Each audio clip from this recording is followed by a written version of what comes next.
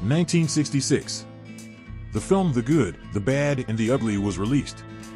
The audience witnessed the most famous duel in the history of Wild West cinema. When three men face off in the desert, nerves affect the shooters, it's survival of the fittest. Each one carries a weapon at their waist, a Remington 1858 and two Colt Navy 1851. Two of them are expert shooters, but who has the best weapon of the time? Sergio Leone's iconic film tells the story of three characters during the American Civil War: the Good, in the role of the man with no name, nicknamed Blondie, a bounty hunter; the Bad, alias Angel Eyes, a hired assassin who later becomes an unscrupulous northern sergeant; and the Ugly, alias Tuco, whose full name is Tuco Benedicto Pacifico Juan Maria Ramirez, is just a thief. The story unfolds in the ambitious search for a treasure of $200,000 buried in a grave in the desert. The most remembered and famous scene in cinema history occurs in the final duel.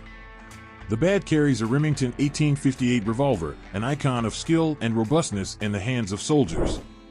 Manufactured by Remington and Sons, this steel instrument became synonymous with reliability and power on the battlefield.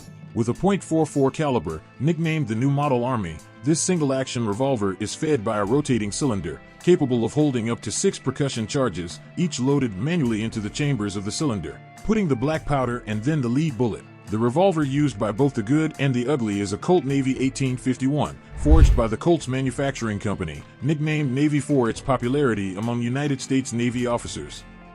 With its percussion system, it offers versatility in calibers, with .36 being the most common. It should be noted that the film's production takes a license out of time for certain scenes.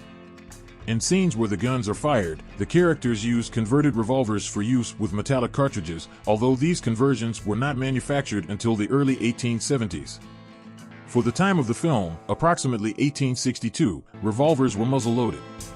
They had to load the shot into the drum. You have to watch the film to see the outcome of the duel, but there is no doubt that the three characters have the best of the time: a Remington and two Colts, reliable and accurate weapons to face and achieve survival in the Wild West.